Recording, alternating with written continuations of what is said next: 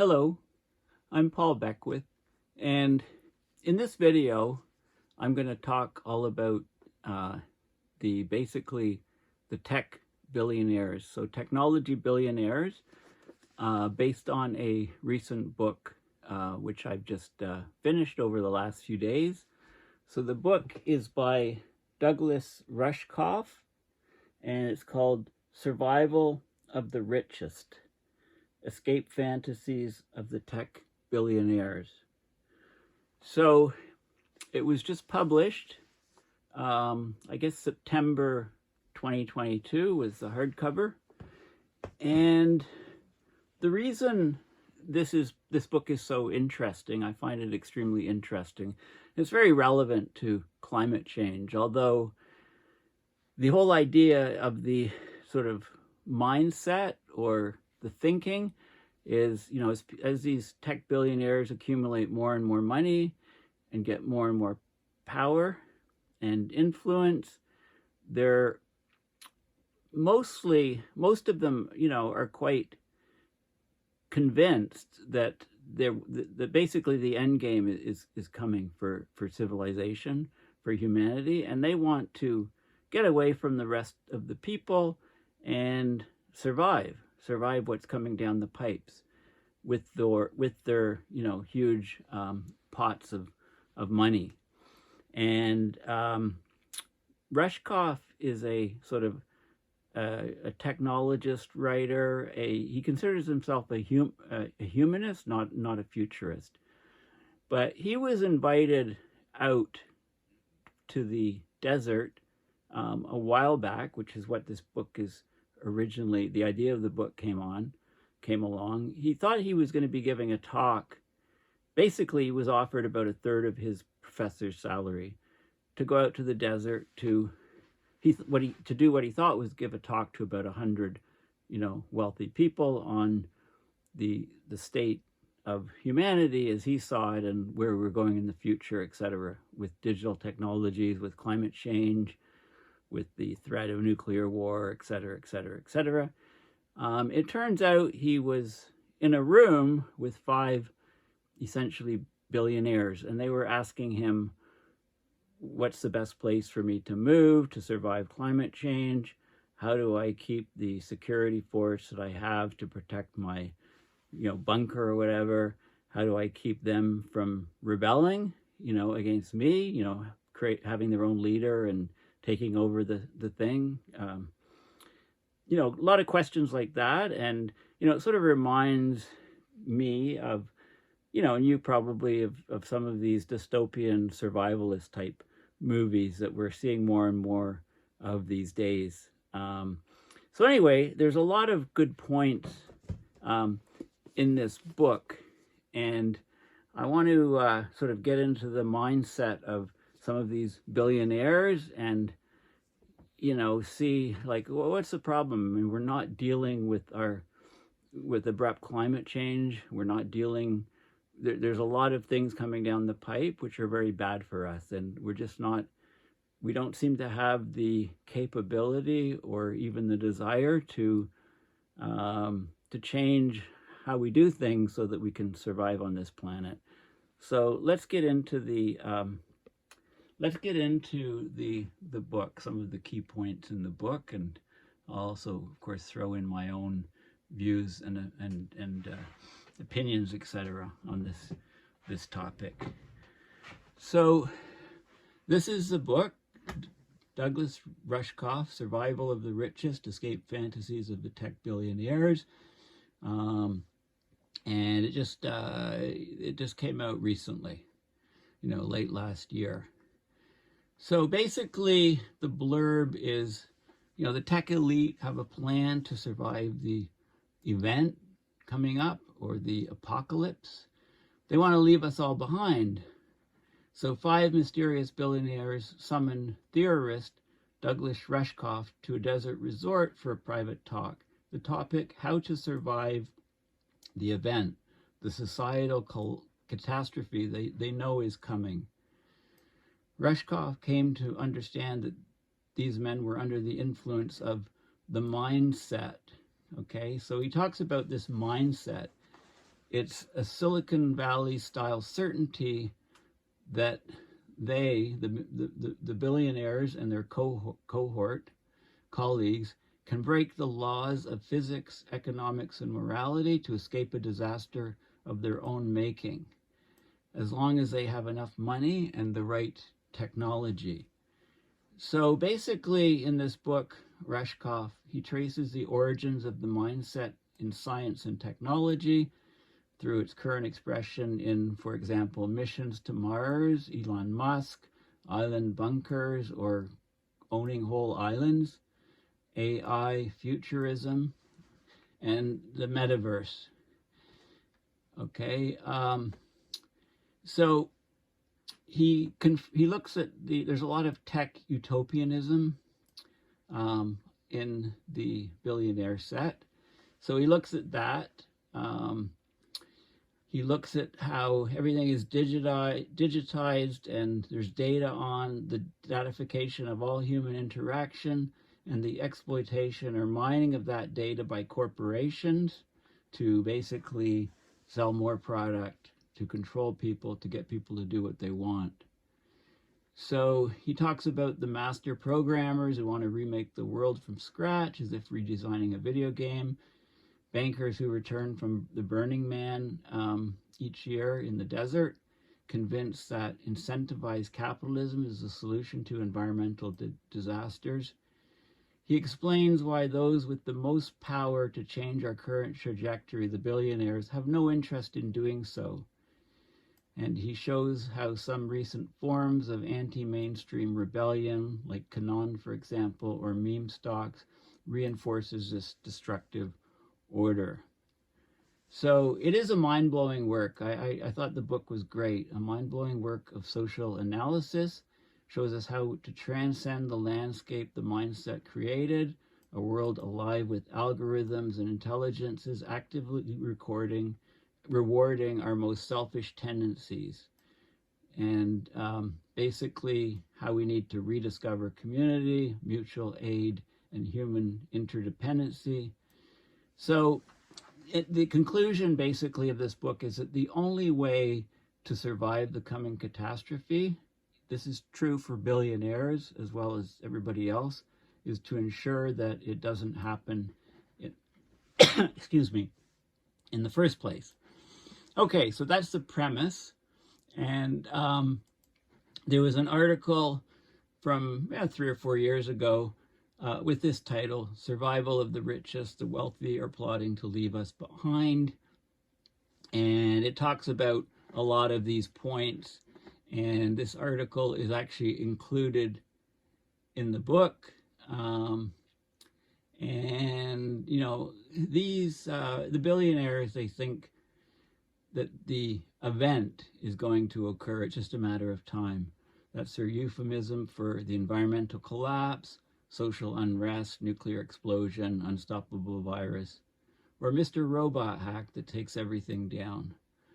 Okay, so basically, you know, there's a lot of different ways that some of these billionaires are looking at trying to escape the apocalypse. Elon Musk, of course, famously wants to colonize Mars. Peter Thiel wants to reverse the aging process. Sam Altman and Ray Kurzweil are trying to and talking about uploading their minds into supercomputers, right? And so on. So basically, the future of technology for them is just one thing: escape from the rest of humanity, which presumably will go down with the apocalypse, and they want to be the last people standing to rebuild civilization, I guess, is the idea. Okay, so that's the idea. So let's have a look at some of the most interesting parts of this book. First of all, Forbes has a website, RealTime Billionaires, the world's real-time billionaires, and it actually has today's winners and losers, which reflect changes since 5 p.m. Eastern Standard Time of the prior trading day. So you see these people here, and basically the numbers here are the changes just in one day of their net worth. So Musk lost 7.7 billion, for example. This guy here gained 3.1 billion, and so on. So there's a real-time billionaires list, and people are ranked. Okay, so let me go down here. Okay, so look at the net worth of Bernard Arnault and family. I don't know if you've heard of him. You know, he's number one, 211.2 billion. And he gained 3.1 billion today. He's from France. Musk is number two, 186.9. And I think he was approaching 300 before buying Twitter and before, Tesla stock went in half, etc. Okay, Bezos is here. So 186.9 billion, Bezos 115, Larry Ellison 111, Warren Buffett 107, Bill Gates 105, 91, and you can see the list, Ballmer 81.4, and so on. Okay, Bloomberg 76.8, Zuckerberg 62.7, thought he'd be higher. Okay, and the Kochs. Okay, so you can see, and it continues on. It basically, the Alice Walton, almost 60 billion, Walmart, U.S. So it gives the list here. So we're talking a lot of money here with these billionaires. And to put that in context, this is the 2023 U.S. defense budget. And it actually increases in 2023 to $797 billion. That's up from about 728 in 2022. Okay, and so these billionaires, the top billionaires, they're about a third. They're approaching about a third of the entire U.S. defense budget for the year. Okay, that's to put, it's just vast amounts of money that we're talking about. It's hard for people to put their heads around it. If you look at the list of countries by military expenditures, to put it in more context, this is the spending. This is 2022 fact sheet, Stockholm International Peace Research Institute. So the U.S., 801. So the number is slightly higher than the other number that I showed you, but about the 800 billion, which is 3.2% of GDP, and that's 38% of global spending. The next highest is China at 293 billion, and then India at 76.8. So if you look at those billionaires, say, so 293 is China. Okay, India 76.6. So if you go back to that list and you go down to 76, that's about here. Okay, so the top 14 billionaires, they have more net worth than the entire military budget of countries ranked 3 and on. Okay, so that really puts it into context. So India 76.6, so it's 13 or 14 billionaires have this type of money, and Musk actually exceeded China temporarily, but he's back down to the 200 or so. Okay, so these are huge amounts of money, just to put it into context.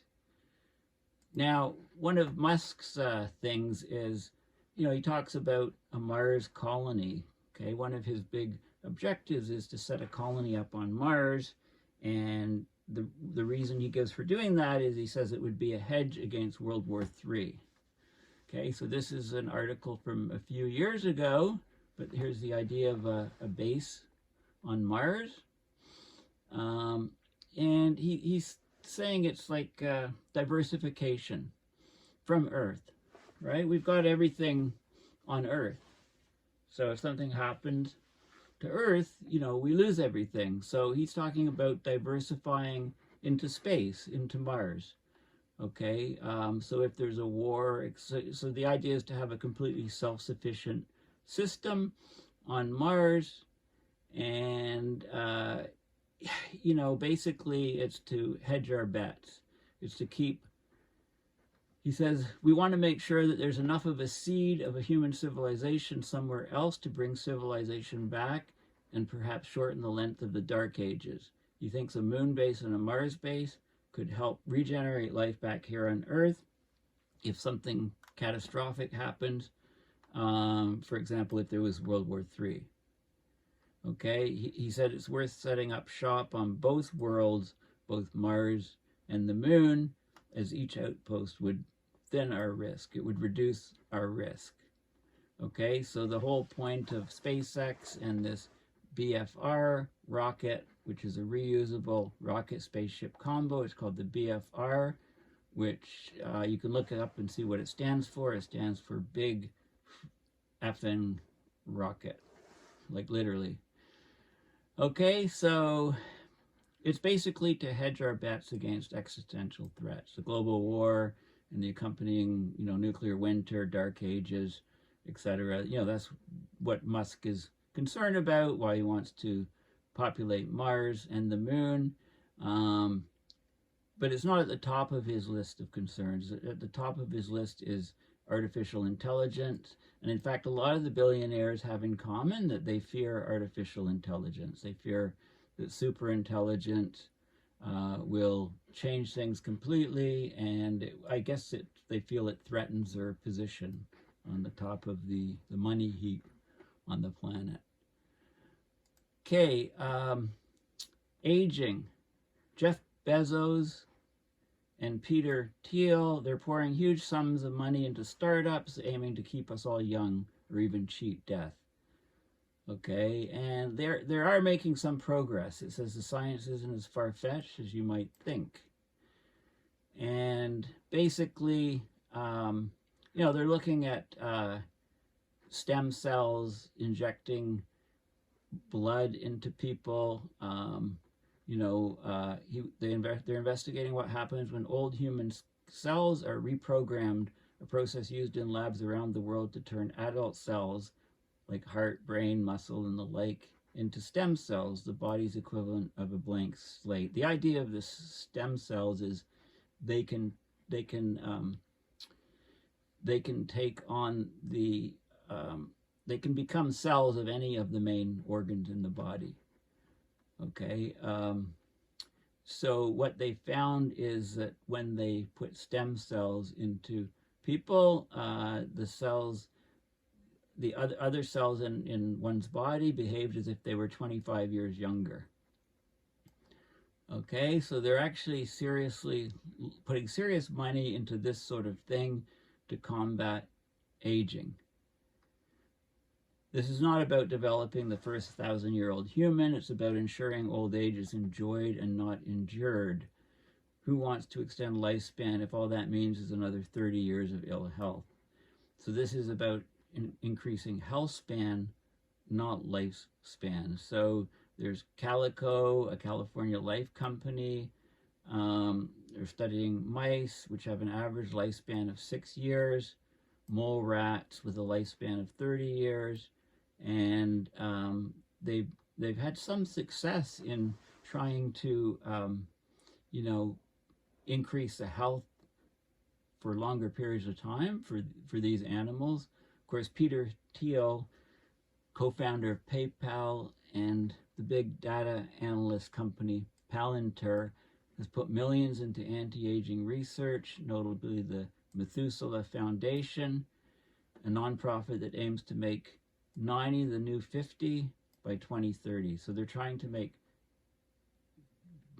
to change the human body so that 90-year-olds are actually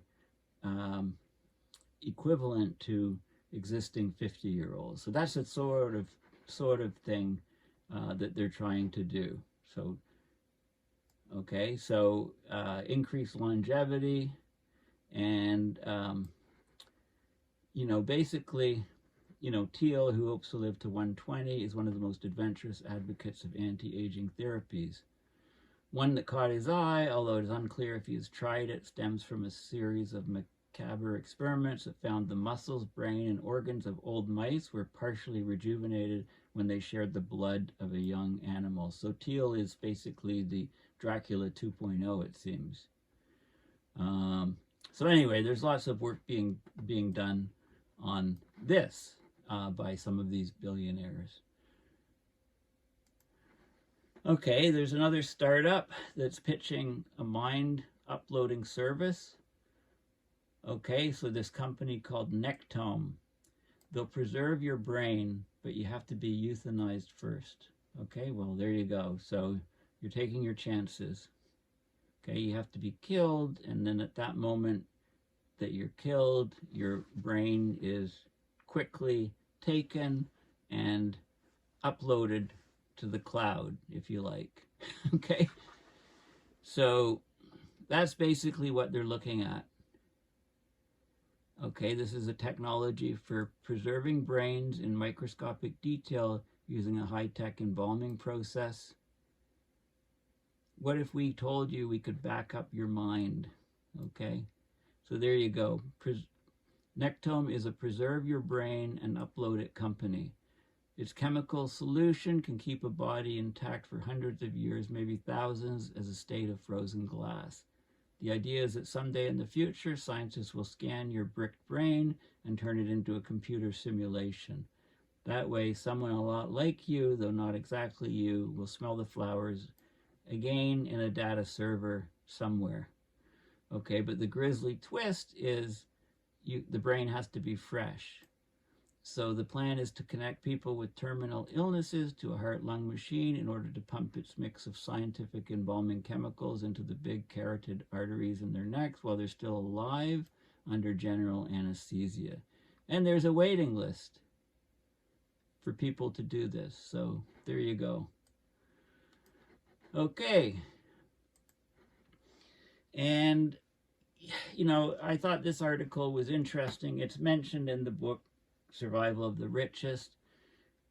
You can think of what will happen inside a bunker if such a bunker is occupied during some future apocalypse.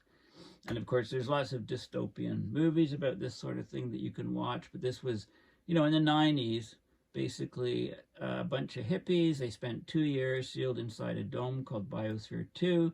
They ended up starving and gasping for breath. The oxygen was a problem. It was being absorbed in the concrete. So there's a new documentary called Spaceship Earth that tells of their story. And so these are the Biospherians.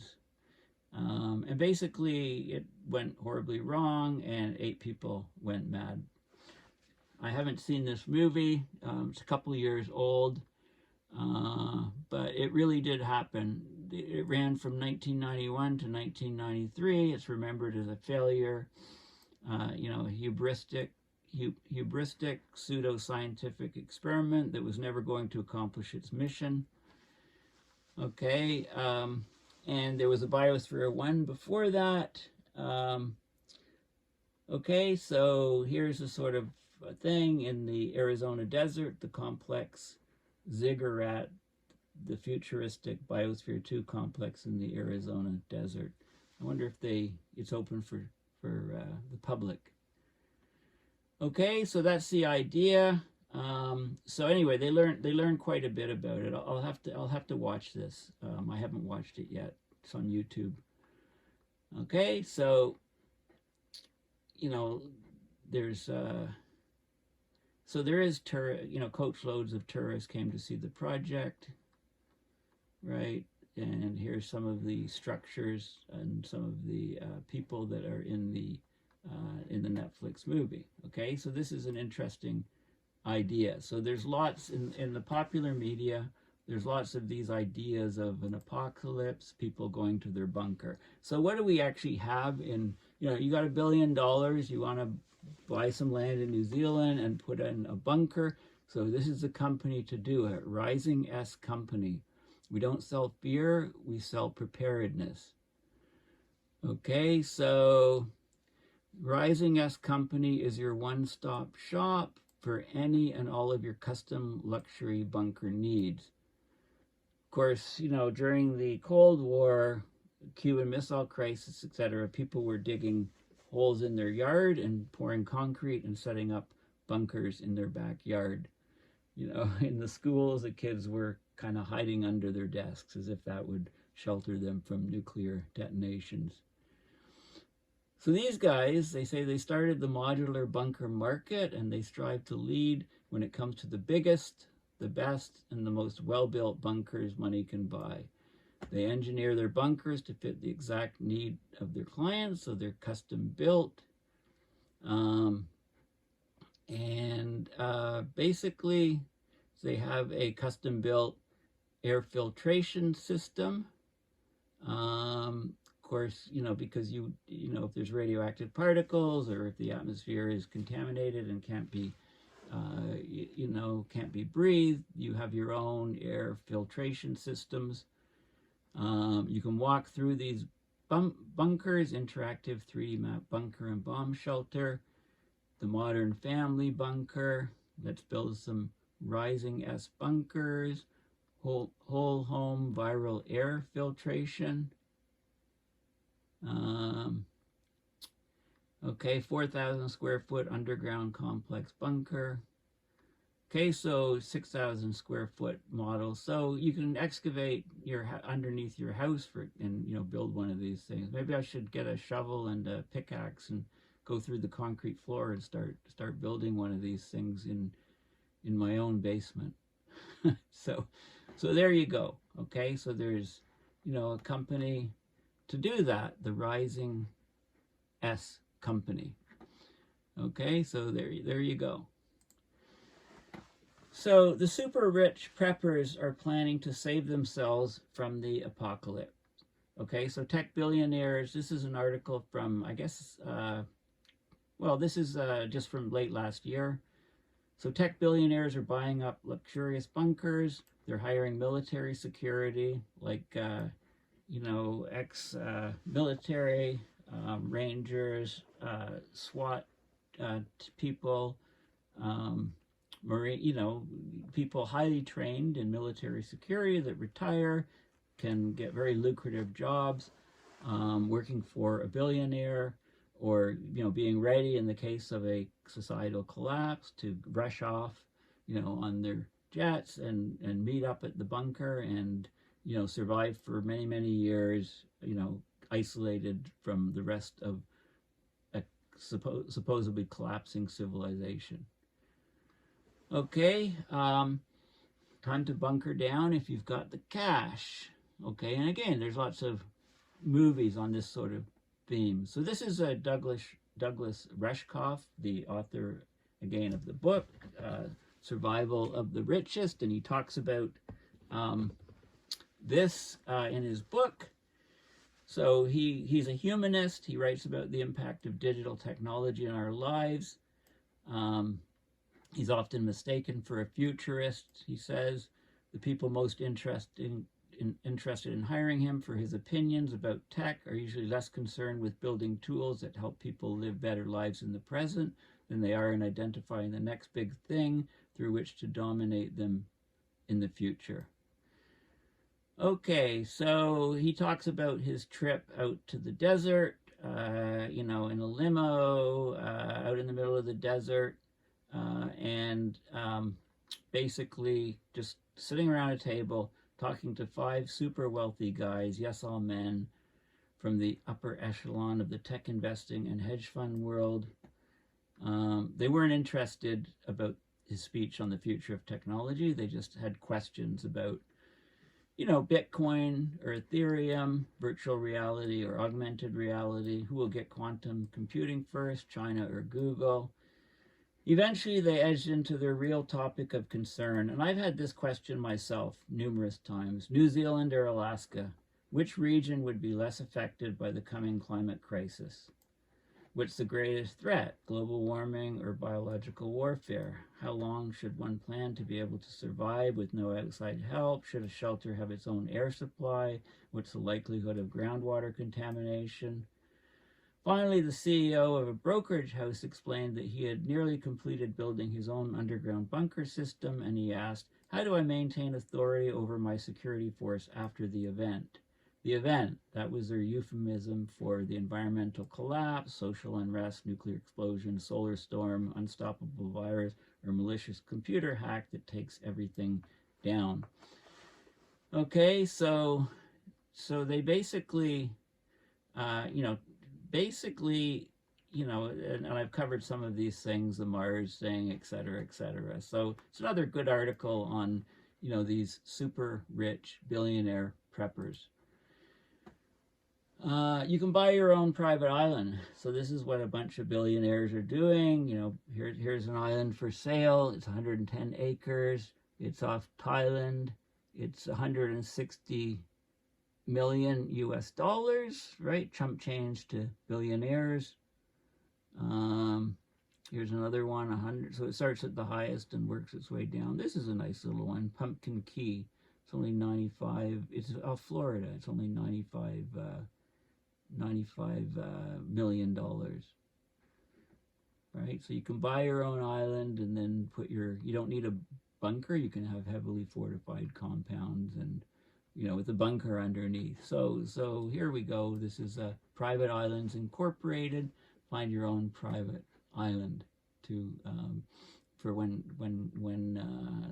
civilization collapses.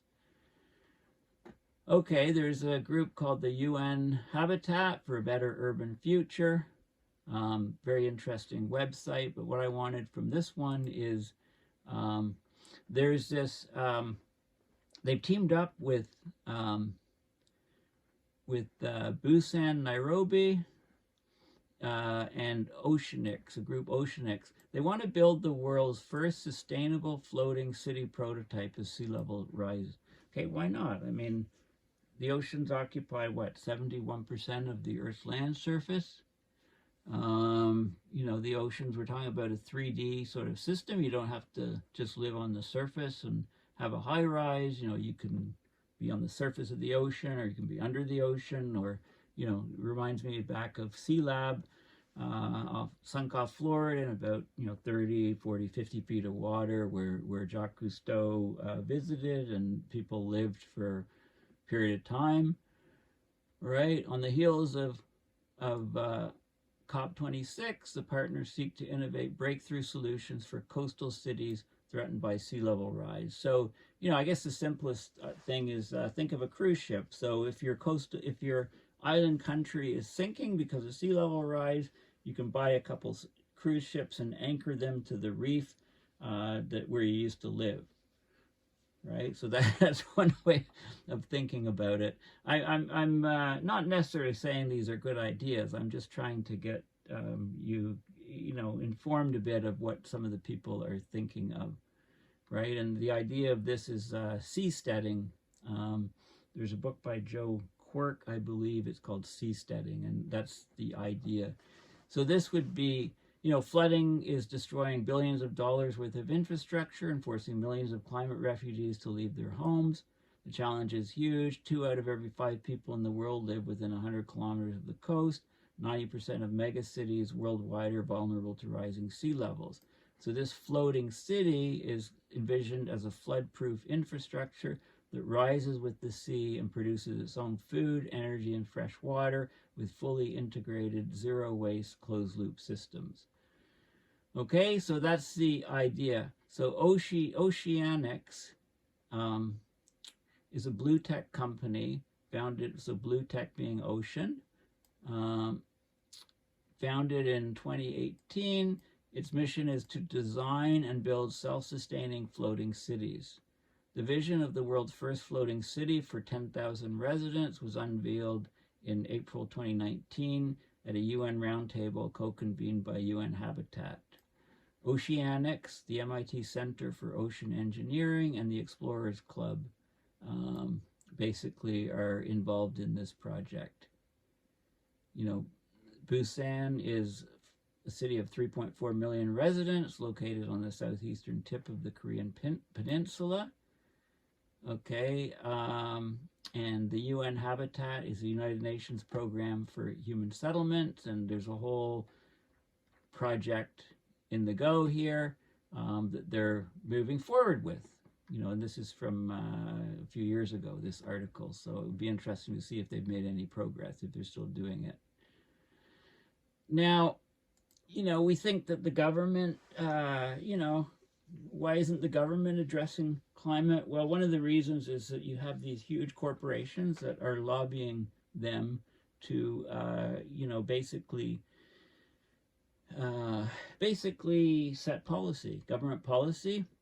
It's happening a lot now. Basically, a company writes a white paper or something, gives it to the government. You know, most of it is incorporated into new law or new policy. So this is Alphabet, who owns Google, I believe, and their lobbying was, this is their lobbying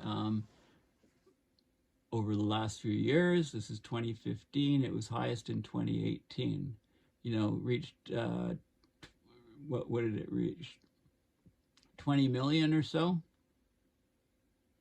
Number of lobbyists, right? And so it's, you know, it's well over the 12 million each year. Okay, that's just from one company. Facebook spent more on lobbying than any other big tech company in 2020. So this is an article from, you know, this is a couple of years old. It was updated. Tech companies disclosed their lobbying spending for the fourth quarter of 2020. Facebook spent more than any other big tech company in 2020 at almost 20 million. Okay, Google was a little bit less that year. Here's the Zuckbuck. It's Mark Zuckerberg, chief CEO and founder of Facebook, testifies during a House Financial Services Committee. So they had this. I mean, did anything come from these hearings? I'm not sure. But, you know, democracy is certainly under threat from all of these tech companies. And if you want to look at basically what sets American politics, policy. So there's, you know, is it the elites? Is it the interest groups? Is it average citizens? So each of 4 theoretical traditions in the study of American politics, which can be characterized as theories of majoritarian electoral democracy. Okay, so this is the public majority. This is the economic elite dominates. And there's interest group pluralism, majoritarian pluralism, and biased pluralism. Okay, so this is basically which actors are governing, who really rules, who governs, who sets the rules. Okay, so there's lots of papers on this, and basically the net result is, yeah, it's mostly the elites that are setting policy. So you have all these NGOs, non-governmental organizations. I'm looking for some graphs. Average citizens, preferences, predicted probability of adoption, you know, pretty flat here. Economic elite preference, you know, goes way up. Interest group alignments. Okay, so there's a lot of information on this. There's a lot of papers on this. And basically, you know, the average Joe has almost no impact on the political system. You know, it's more the elites and people with money, power rules. Of course, if you have all of this money, pots of money, billions of dollars, this power causes brain damage. How leaders lose mental capacities, most notably for reading other people, that are essential to their rise. Okay, so you can do brain scans of people, and what you see is that the brain actually changes. You know, billionaires have essentially brain damage. Parts of their brain are damaged that contain a lot of the mirror neurons. So if you're meeting somebody in person and having a conversation with them, you're tracking a lot of these things are happening subconsciously, but it's like body language, eye movements, tone of voice, all of these different visual cues, verbal cues, etc. You have these neurons that are mirror neurons, and when you connect with somebody, the mirror neurons in your brain are firing. They're firing in their brain, and you've got this connection. Well, this can't happen over Zoom, and this ability was essential for the rise of a lot of these billionaires. But once they become billionaires, they lose this ability. Okay, so their brain actually changes, and they lose sympathy and empathy for other people. Okay, so they basically this is this is a neural process called mirroring that may be a cornerstone of empathy. It's the power paradox. Once we have power, we lose some of the capacities we needed to gain it in the first place. Okay, all right, so there's lots of different psychological experiments to look at the mirroring. It's a very depressing finding. Knowledge is supposed to be power, but what good is knowing that power deprives you of knowledge? Okay, there's a lot of interesting stuff on that. And here's a paper in the Journal of Experimental Psychology. Power changes how the brain responds to others. Okay, so power dynamics are a ubiquitous feature of human social life, yet little is known about how power is implemented in the brain. So motor resonance is what they call it, or these mirror neurons. Motor resonance is the activation of similar brain networks when acting and when watching someone else act, and is thought to be implemented in part by the human mirror system. We investigated the effects of power on motor resonance during an action observation task. Separate groups of participants underwent a high, neutral, and low power induction priming procedure. Motor resonance was determined with transcranial magnetic stimulation. So they measured brain signals via measures of motor cortical output. High power participants, so rich people, high power billionaires, they demonstrated lower levels of resonance than low power participants, suggesting reduced mirroring of other people in those with power. Okay, so the more power you get, the more money, the more influence, you actually lose the empathy, you lose a lot of the ability to understand other people. Okay, so this is a very key and significant finding. Some billionaires think that VR is a way to avoid radical social change. So tech oligarchs are encouraging the creation of virtual worlds as a cheap way to avoid problems in the real world. So this is a great way to bury your head in the sand. Immerse yourself in a virtual world. There's no problems there, till you can't eat, till you can't drink, till all hell breaks loose in the real world. But also, if you get the population to immerse themselves in, they don't come after, they don't get pitchforks out when all hell's breaking loose. They're too immersed on their screens and in the virtual worlds. Nothing there. So taxes of corporations. Corporations, it's unbelievable the amount of tax avoidance. So Amazon avoids more than $5 billion in corporate income taxes. Right, so this is the Amazon corporate tax avoidance since 2018. So it's for 4 years. This is pre-tax income. This is income tax. Okay, so this is the amount of tax that they avoided right here. Okay, actually this is so right, so basically these enormously wealthy, here Amazon avoided about $5.2 billion in corporate federal income taxes in 2021. They recorded record profits of more than $35 billion, paid just 6% of those profits in federal corporate income taxes. If they had no tax breaks, they would have paid 21% of their profits, or more than $7.3 billion. Okay, so they pay very, very small amounts. It paid $2.1 billion. It should have paid $7.3. So what on earth is the government doing? These corporations have more power than the government, and they get to pay no tax, basically. Now, of course, the pandemic was a good example of bubbling or cocooning, which would happen on a much longer permanent scale if, you know, if climate catastrophe collapsed civilization.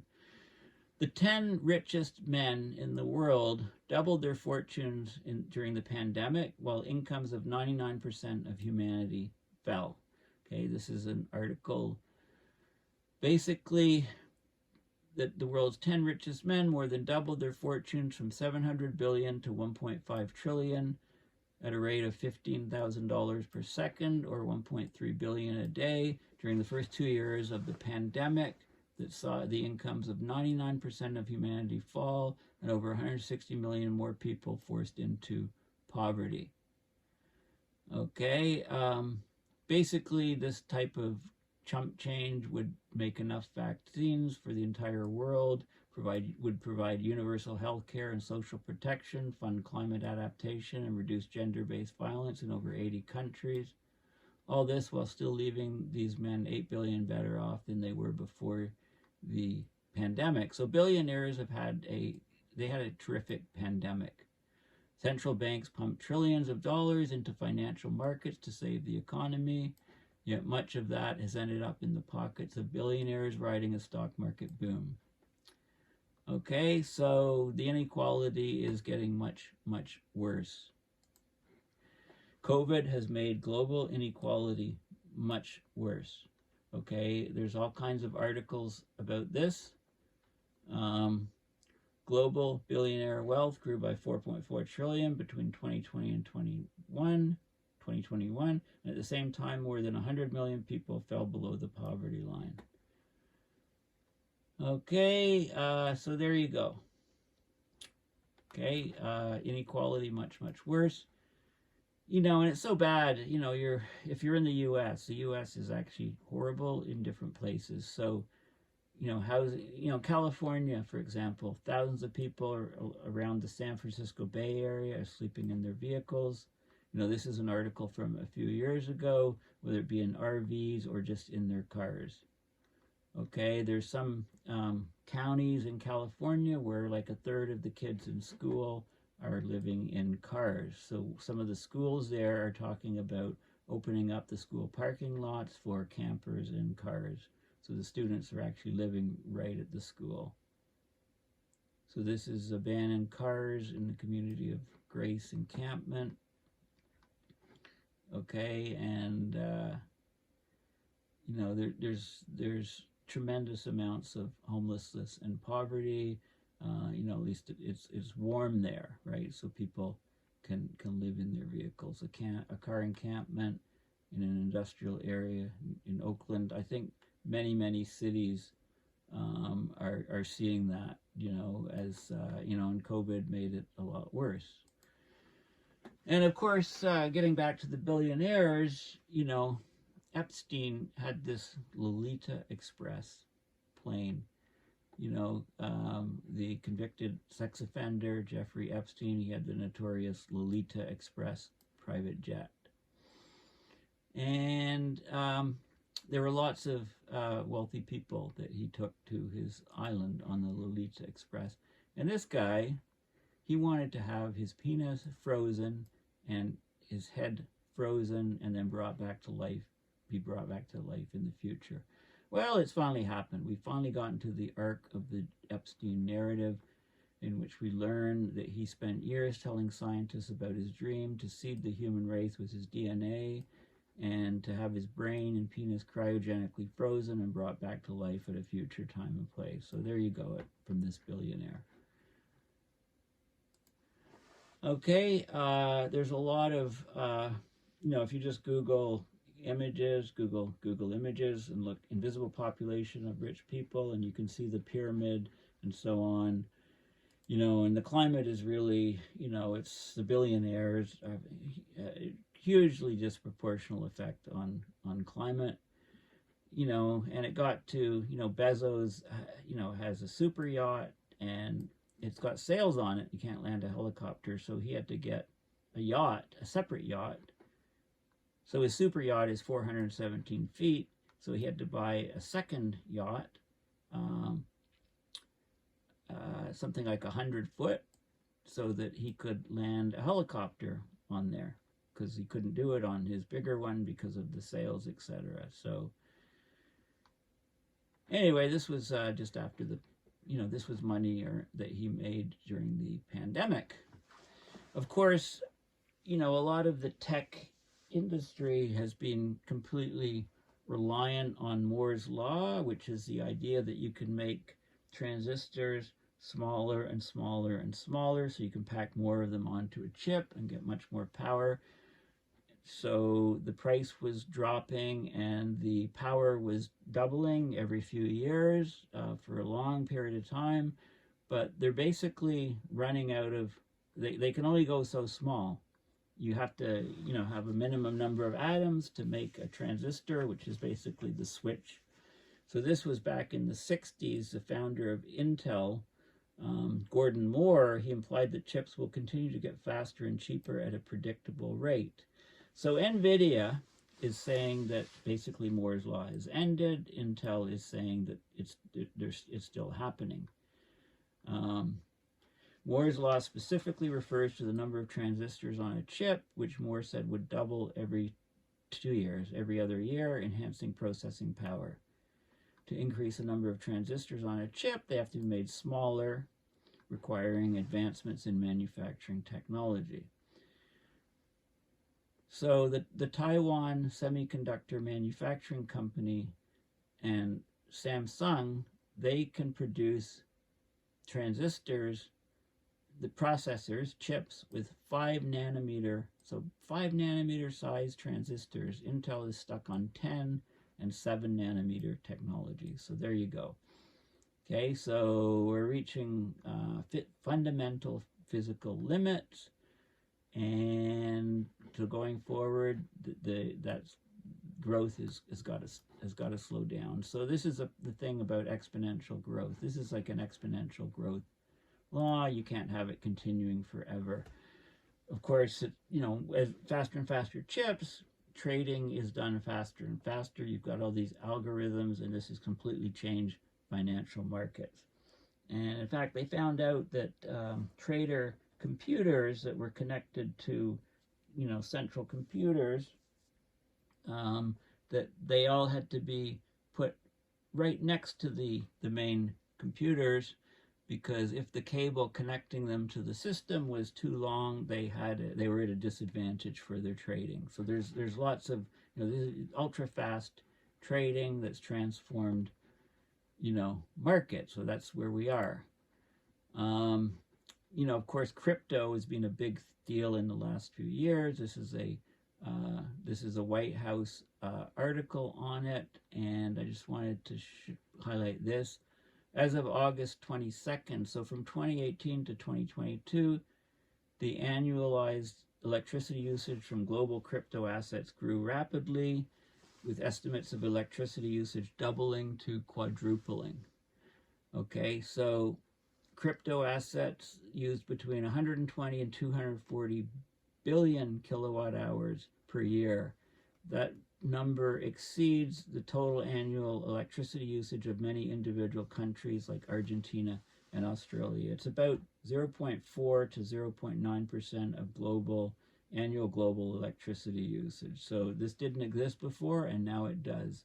Bitcoin and Ether, they're about 60% of the total crypto capitalization, but there's lots of others as well. Okay, they are improving the energy efficiency of the mining equipment, but it's still a huge amount. It's similar to all home computers and residential lighting in the United States.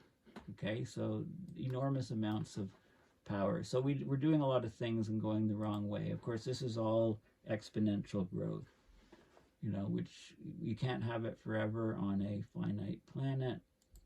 People call it the Great Acceleration. This guy here was a, American writer, reporter, and political commentator, and he was basically talking about, you'll see his name mentioned because he was saying that you can't trust the public. Public opinion is volatile. Mass beliefs early in the 20th century were too pacifist in peace and too bellicose in war, too neutralist or appeasing in negotiations, or too intransigent. Public opinion is incoherent, lacking an organized or a consistent structure. Public opinion is irrelevant to the policy-making process. Political leaders ignore public opinion because most Americans can neither understand nor influence the very events upon which their lives and happiness are known to depend. So the idea is that the public has no idea, so you don't listen to them in setting government policy. This is part of the issue, part of the problem. This is another guy, B.J. Fogg. He runs the Behavior Design Lab at Stanford, and he's looking at basically persuasion technologies lab. Today's digital media landscape, whether you go on social media or run your phone, or these technologies are actually having a huge influence on people's brain and on addictions and stuff like that. I mean, the public is sort of like Pavlovian dogs. Do you find yourself responding like a Pavlovian dog to alert notifications on your phone? Your phone dings up, gotta look. Can't resist checking your email.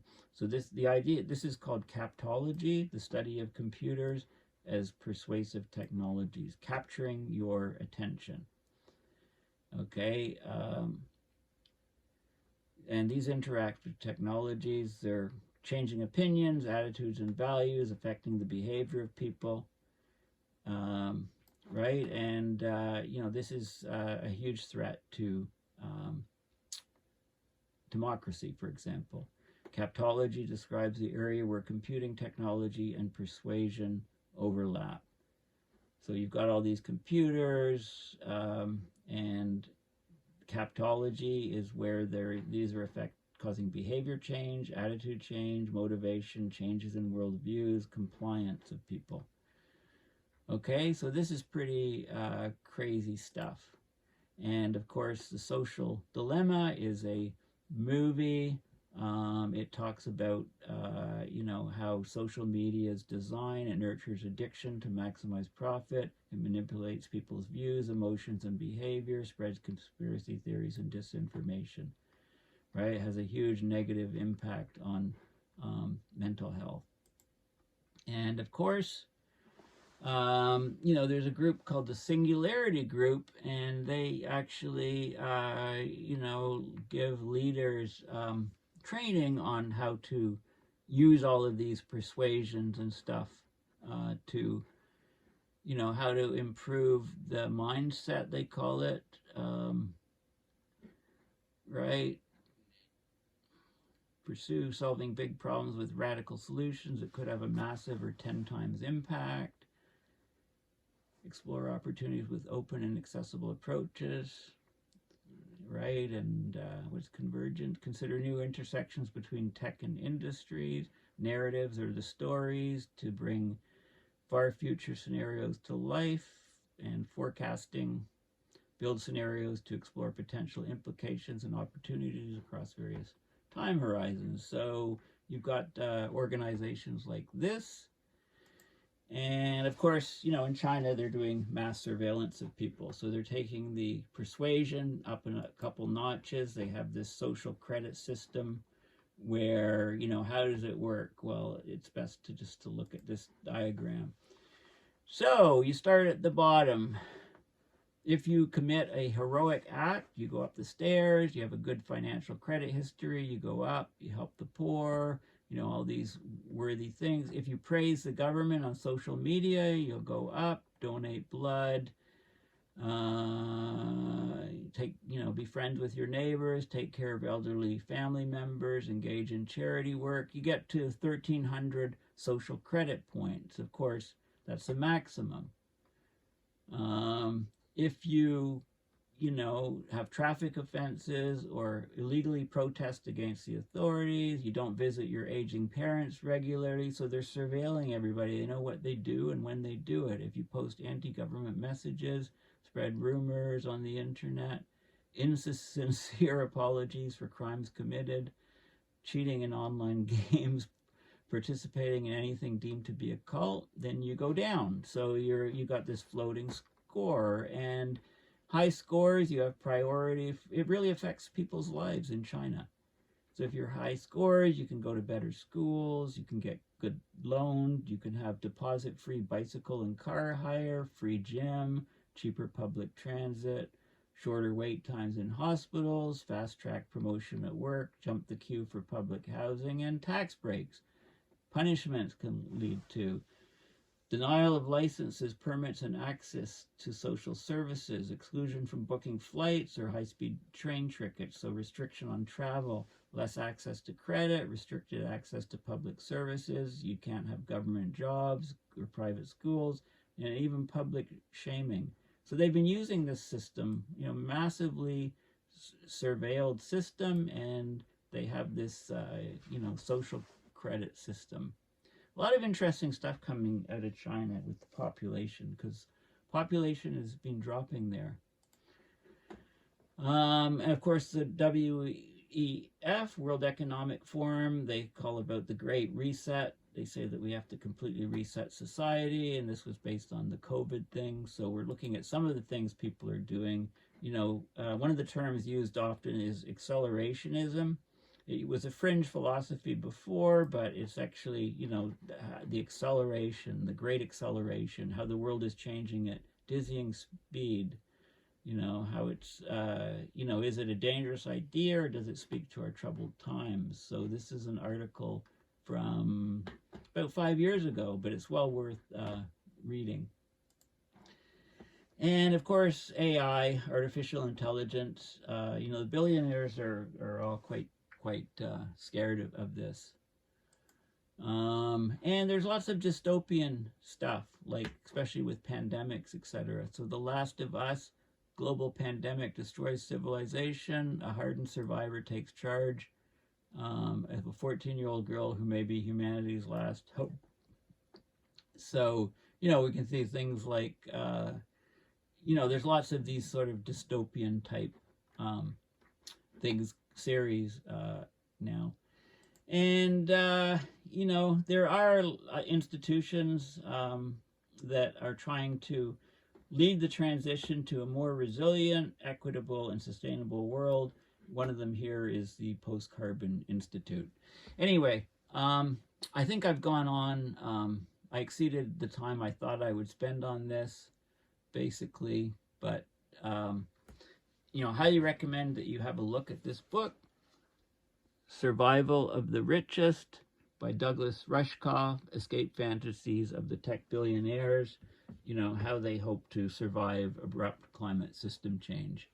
And, how there's most of their view is to try to gain more. You can never have enough money is their mindset. And once they have this, how are they going to survive, a coming collapse, which they expect will happen. So thank you for listening, and please consider donating to my PayPal account on my website, paulbeckwith.net, to support my research and videos. Okay, bye for now.